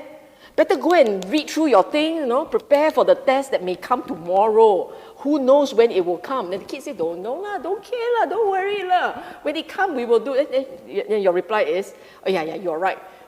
It shouldn't be, right? Your reply is going to be, no, you don't know when it will come. What do you mean you are just going to hang around, do nothing, and wait for the thing to come? So for something like a test, which is only 50% of the marks at the end of the day, you tell your kids, be prepared, be prepared, be prepared for the day that may come tomorrow. This is not life and death. On life and death matter, when you really don't know when the test will come, we are so sure it won't come. And we are so sure no need to prepare. Don't worry. Can you see that disconnect? The logic doesn't flow. So no, even as lay people, we must do our part to be prepared for the unexpected test, the unexpected end. Because we really don't know when it will come. Okay, earlier on, remember what Mahānāma asked the Buddha? He asked, how do we as lay people practice in such a way that is good for ourselves and good for others? I know some of us not paying very good attention to that. This is a very important point. I tell you why. Many of us who are parents have children that we wish they will also follow us into the Dhamma, right? So we say, yeah, but I want to, I want them to learn, but they don't want to learn. Or we have loved ones who are not in the Dhamma with you, and we say, we want them to learn, we want them to understand. No. So it's not my fault. I tried my best, it's not my fault. Here the Buddha shows you how. The point here is how it's done. How do you do it such that you are doing it for yourself and others will also do it with you? I said here the key principle of Buddhist cultivation is always about your own welfare and others, right? That of others. You understand that. How do you encourage others? 2 parts to it. Number 1, you do not nag them Do not stand there and nag them and say, come follow me to the class. Come do this with me. You must do this. This is good for you. First, we don't do it like that. We do not proselytize. We do not go around and do it. You must do it. But you look at the way the Buddha said, accomplished. Accomplished in the 8 qualities, the 8 that he talked about. Accomplished means you yourself comes in with understanding and practice. You understand the Dhamma, you honor the Dhamma by walking, upholding wholesomeness. Fundamentally, you are what people will call a good and wise person. Decent, this person is a decent fellow, very nice guy, and wise. If you carry that profile, oops, I went backward. If you carry that profile, if you are of that character, people will follow. So, in effect, you are leading by example. Do you understand? This part is important to bear in mind. You can't force children, parents especially, siblings, to believe in you. Because what you're saying when you say, follow me, it's good for you, you are telling people to believe in you. But if in your daily life, they are not very impressed, why would they believe in you? So before you can influence anyone, you must first make sure that you are accomplished. Okay? So when you are accomplished, then you can encourage others. Because if they were to ever have that dukkha, that pain, the agitation, they're going to sit next to you and say, where have I gone wrong? Why is my life like this? Why am I feeling all these problems? And that's when you can help. That's when you can share. People come to you, they ask for help, and they will only come to you if, looking at you, they see you as peaceful and happy and wholesome, meaning you are a source of inspiration. You are not a source of distraction or pain, but of refuge. And then they will come to you, okay? So I say lead and inspire another by example. Okay. Oops, I went. Okay. This is called your checklist test. There are only 2 types of followers. You're a nominal Buddhist, or you are an exemplary, a good lay supporter, lay follower, okay? So what are you? You go through the list yourself, huh?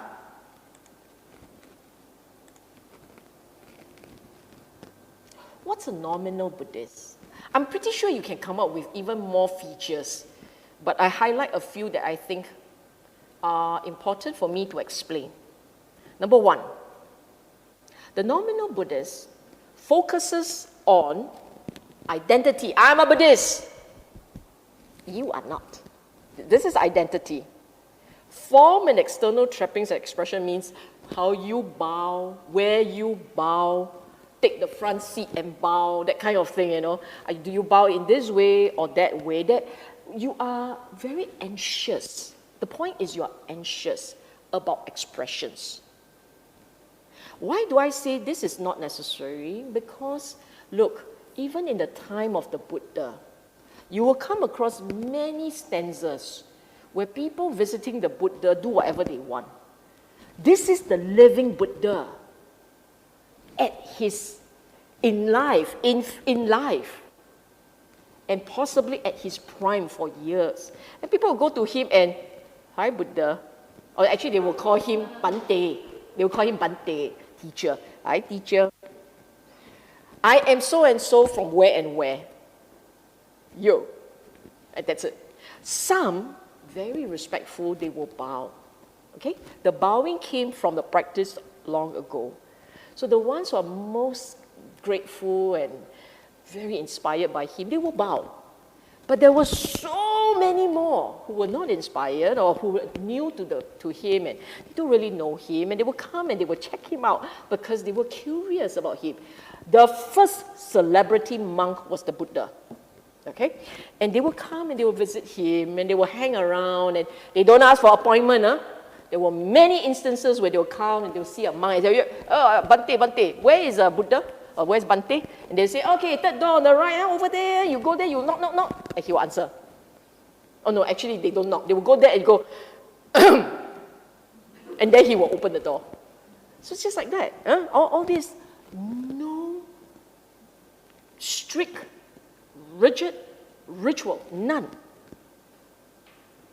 Rituals are for people to see, maybe, sometimes. You don't even know why you're doing it, but if everybody's doing it, I better do. Otherwise, they all say I'm not sincere. Then this thing, transactional relationship with the Buddha, perhaps there is a part, because you don't know the Dhamma, people say here very ling, I go there. People say here very ling, I also go there. So maybe there is a part of you that says, I have fear, I hope the God, Buddha, will help. So if I were to be very sincere, he will help me. You may have this kind of ideas. If you have this kind of ideas, that's not in the canon. This is not how he taught the Dhamma. So this is the point I want to make. Is not to say you shouldn't do it. It's to tell you that in the canon, in his teaching, it was not like that. So if you say that I want to learn from him, then I think it should be to learn it the way he taught. Learn it the way he had taught the people of the day. And in that way, perhaps we'll feel closer to the teacher. Okay? Notion of moralities, focus on do's and don'ts. So you see, you have people saying, if I were to do this, do I breach the precept? Fixation about breaching. If I were to do this, is that breaking precept? If I would do that, is that breaking precept? There is fear there. The reason why there is always this, am I breaking the precept if I tweak it like this or I tweak it like that? Actually, it's because there is fear. The fear may cause us to forget why the precepts, the purpose of the precepts. The key purpose of the precept is really to restrain strong akusala behavior.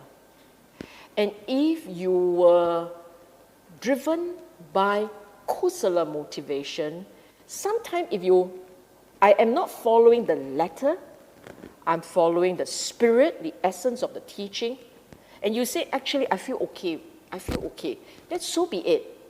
You feel okay. No need to be fixated about, yes, but is this 5 degree off or 4 degree right? Where is that line? If you're fixated on that line, you don't understand the drivers. When you understand the drivers, you will be self-checked far more than the precept. The self-checking is way more than the precepts, okay?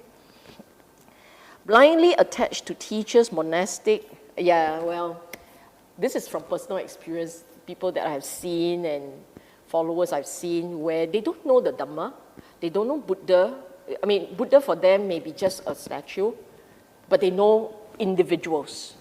The individuals that they identify as someone they want to learn from, and they're absolutely devoted to that, but they don't know the Dhamma. So you have individuals, as long as you don't know the Dhamma, but you're attached to an individual, this is a category it falls into. If you look at the Mahānāma Sutta, in the Mahānāma Sutta, the number 10 point said, I do not go by the teaching of a teacher with this perception that he is my teacher. And that's it. For you, that's good enough. He say anything, I do everything. Buddha said that alone is not good enough. That is not a source of true knowledge. Something to bear in mind. So, if you say, I got none of the above, okay, very good, you're not a nominal Buddhist. Let's see if you are the exemplary follower. Has right understanding of teaching, likely forged from a personal experience.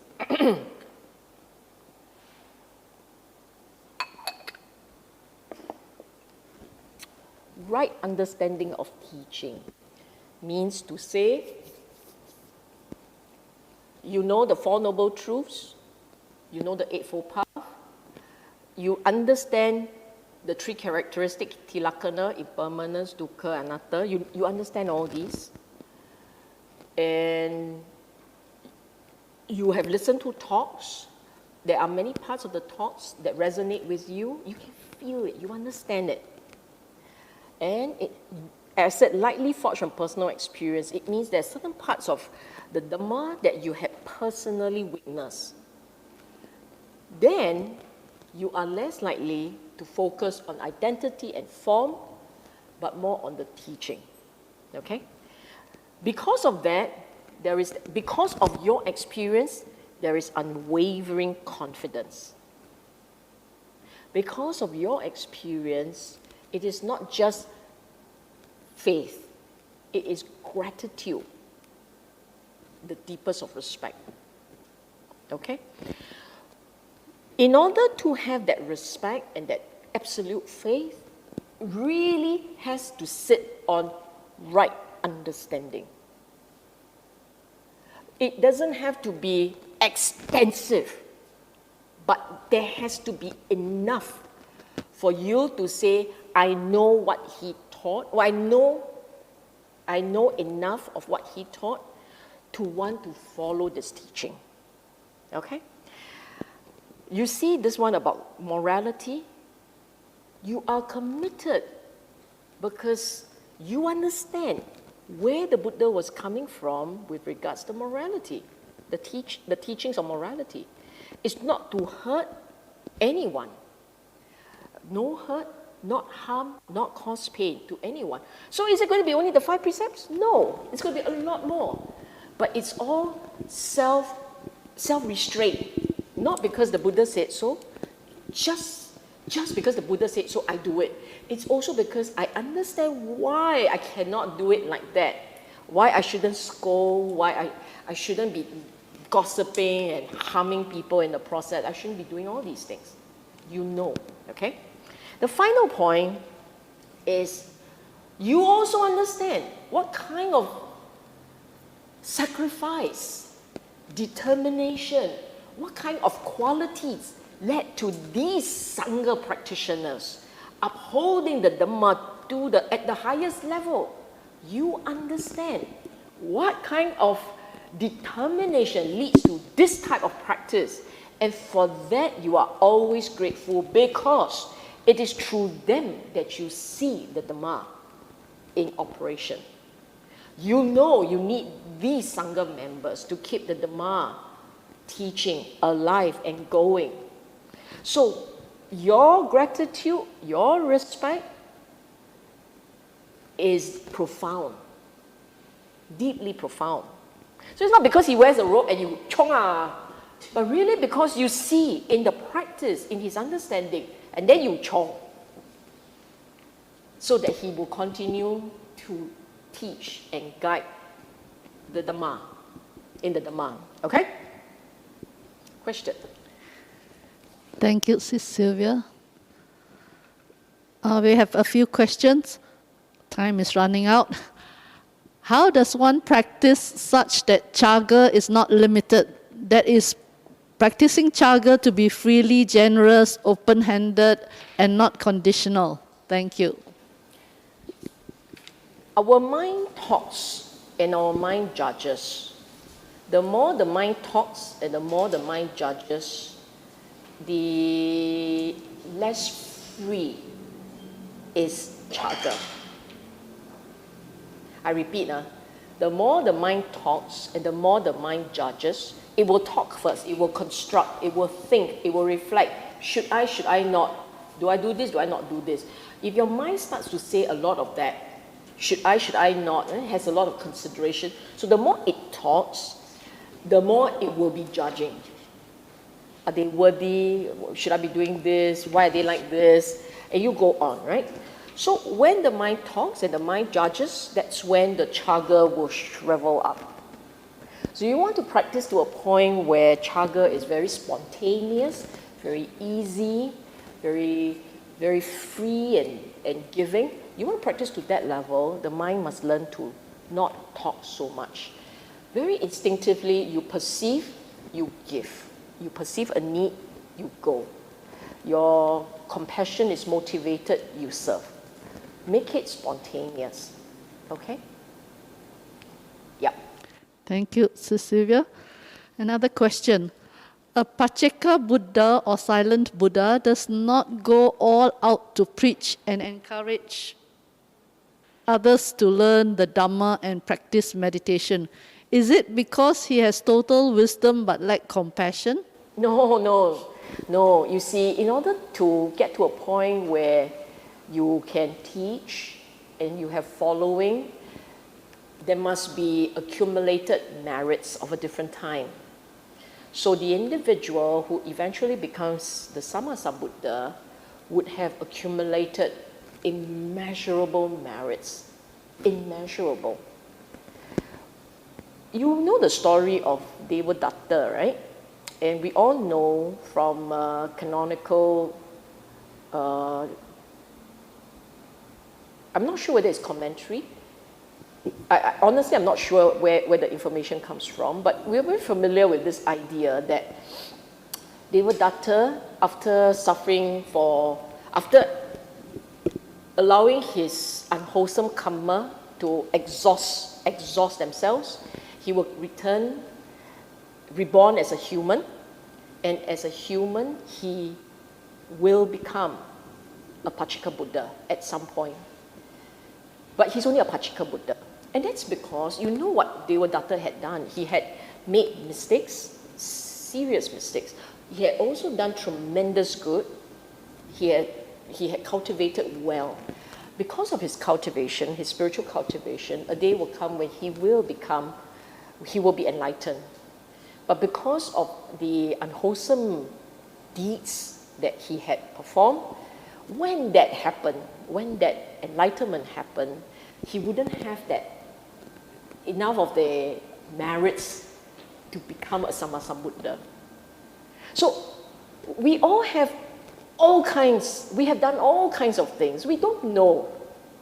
I mean, many lives, many deeds later, all kinds of baggage in our collection. Who is to know what will happen? So we may be able to taste the Dhamma and realize Nibbana at some point, but we too don't have what it takes to become a Sammasambuddha. See what I'm saying? So these things about Sammasambuddha relative to all the other attainments, it's really the individual's practice. Okay? When the person is fully enlightened, there is no such thing as lacking in compassion. Compassion is also complete. It's also pure. Because enlightenment, wisdom, full enlightenment means a complete realization of how beings come about and why dukkha becomes a defining feature in being's life. There's an absolute understanding of that.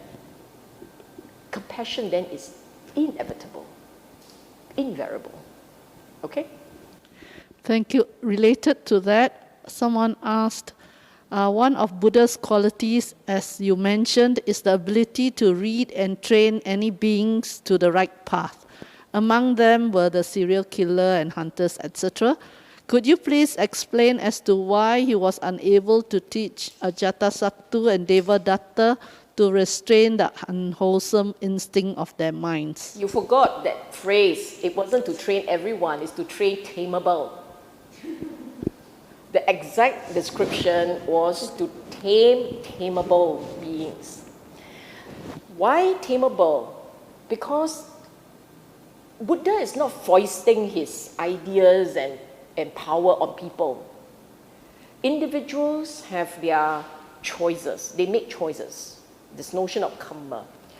And if their choices were gearing towards unwholesome, it means they lack the wisdom to begin with. They lack that wisdom to see for themselves the critical importance of a practice for that taste of Nibbana.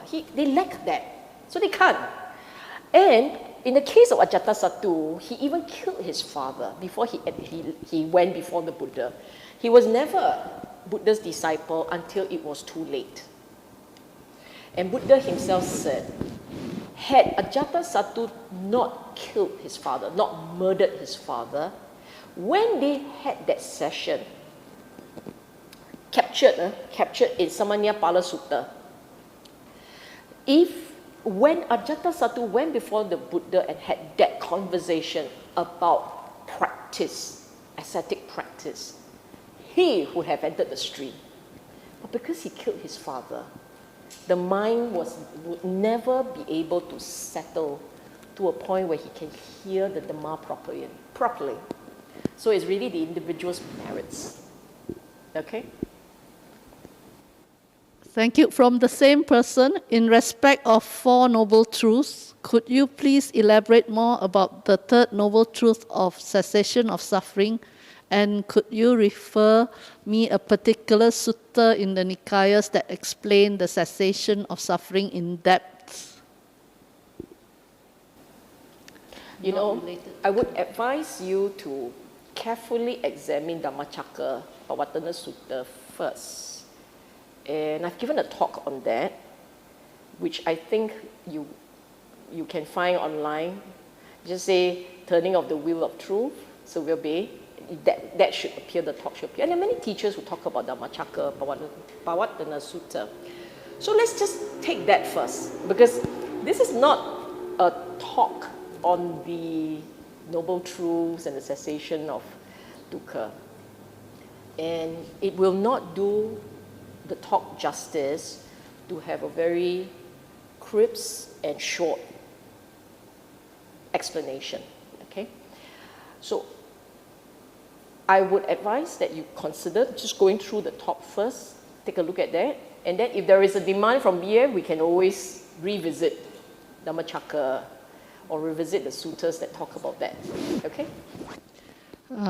Two last questions. What if a good practitioner praises a good Bhante, but I can't resonate with his talks? The talk is whose talk? I think the Bhante's talk. The Bhante's talk. Yeah. Oh, then don't, I mean, it's okay, don't worry about that. We all have our own habits of learning. We have our own little, that some people, in the way that they talk, resonates with us, and then in some others, it doesn't. Because we all have our own little quirks and ways of learning. It doesn't matter. Ultimately, the main teacher is still the Buddha. And everyone else flowing from there, we are explaining or sharing our understanding of his teaching. So what I would strongly advise you to do, if you're serious about wanting to understand the Dhamma, is you want to invest in reading, checking out the sutta. Today you have a lot of free suttas online in Sutta Central or in Access to Insight. These are the two websites that contain a lot of teaching for free.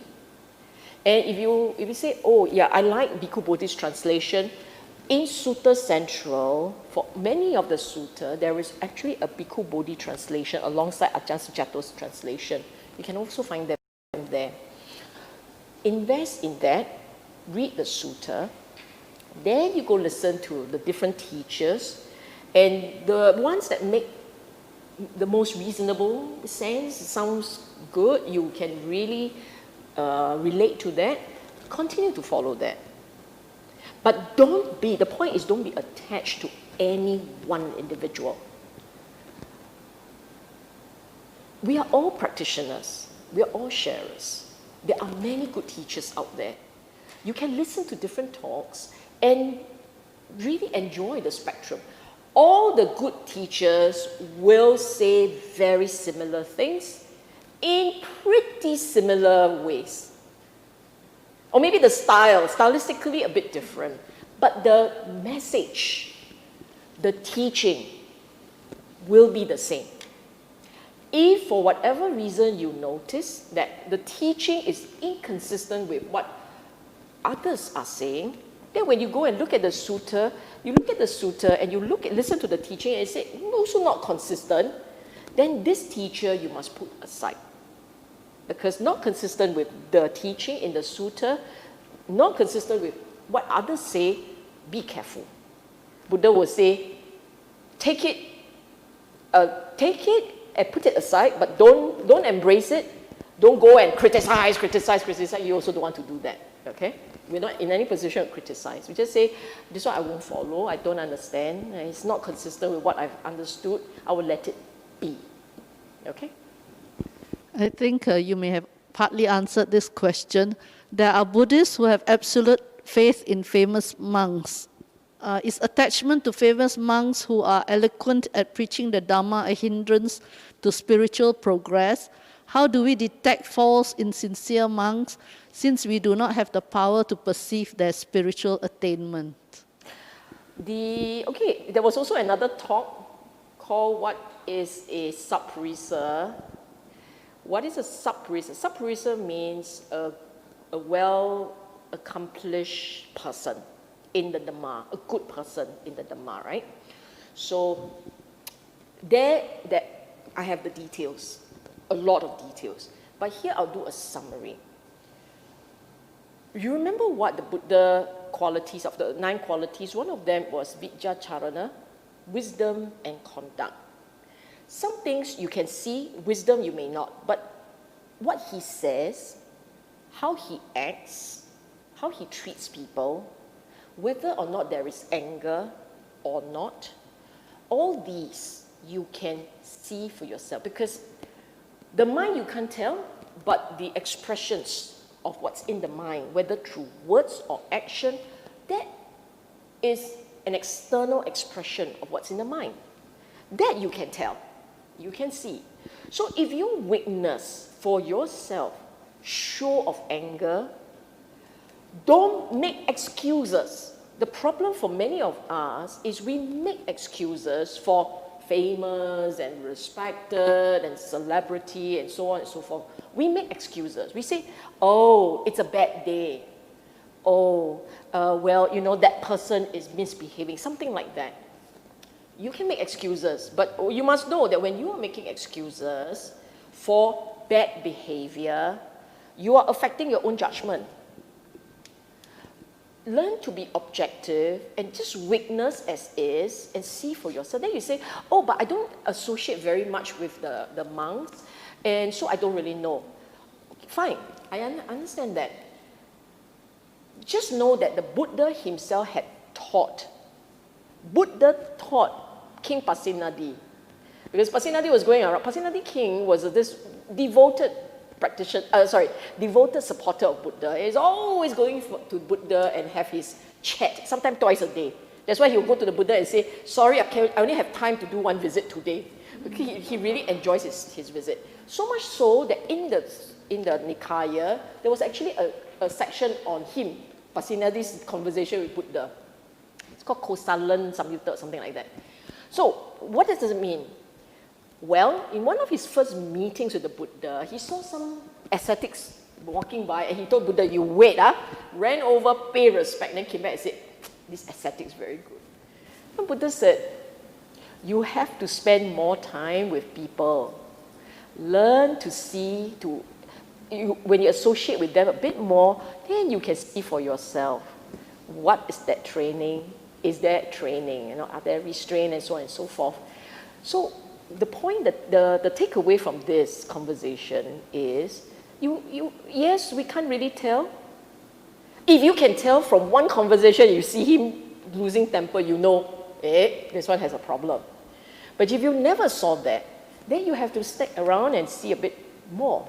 See for yourself a little bit more, witness for yourself the things they said, the things they do. See for yourself. Don't go by hearsay.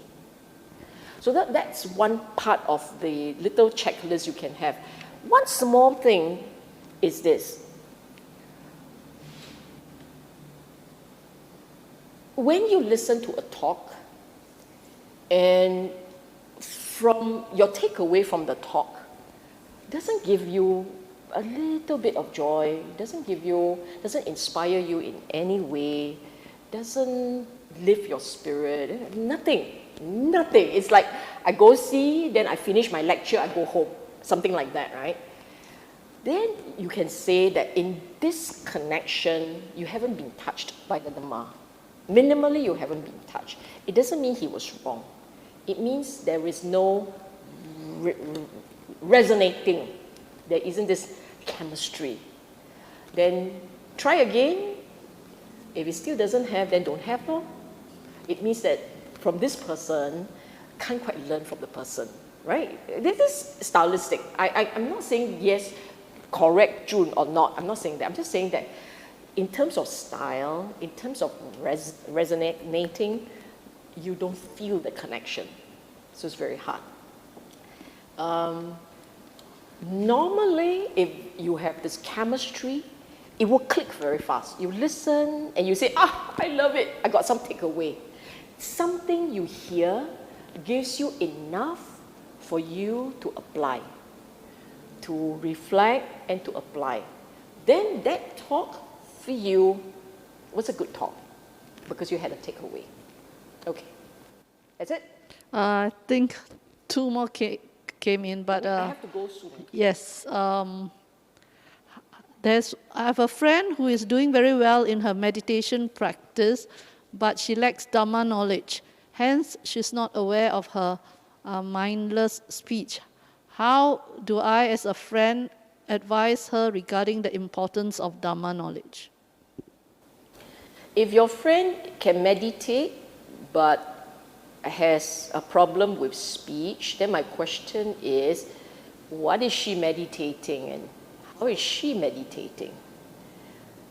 Good meditation, in accordance, right samadhi, in accordance with the practice, will lead to a more wholesome mind state. They may not be very elegant in how they talk, but it shouldn't be unwholesome. If the person is not elegant, but also not meaning wholesome, the person is okay. There is nothing unwholesome in the speech, but not elegant. Then the problem is not your friend, no. The problem may be you are having some judging issues. But if your friend is neither elegant nor wholesome, then you may want to remind the friend about Eightfold Path. Eightfold Path means eight, not diluted one, which is meditation. Sometimes it's actually not for you to be judging. This is also something to bear in mind. We should be concerned about our own practice and not about others' missteps.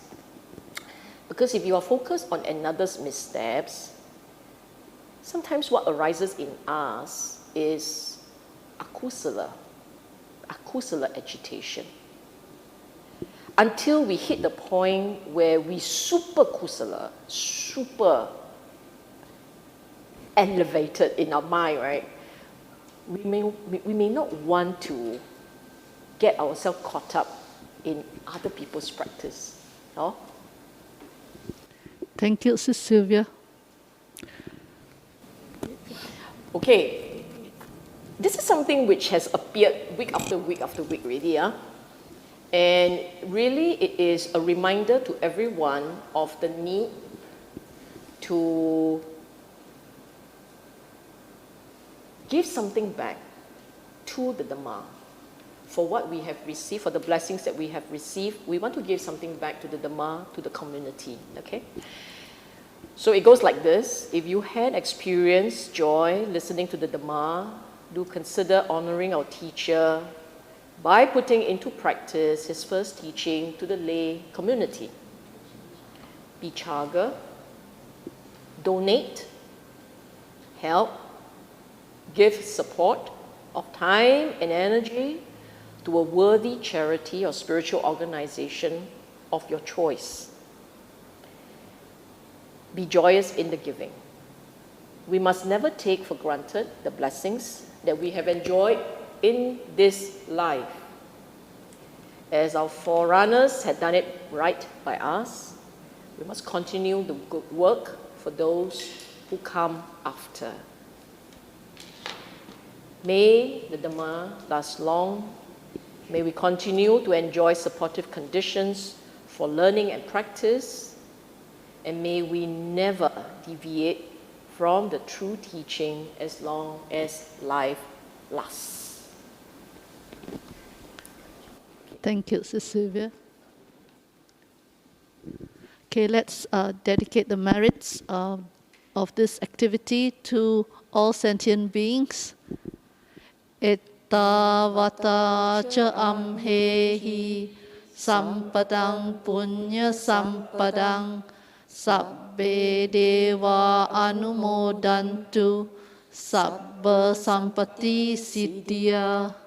Ettavata cha amhehi sampadang punya sampadang sabbe bhuta anumodantu sabba sampati siddhya.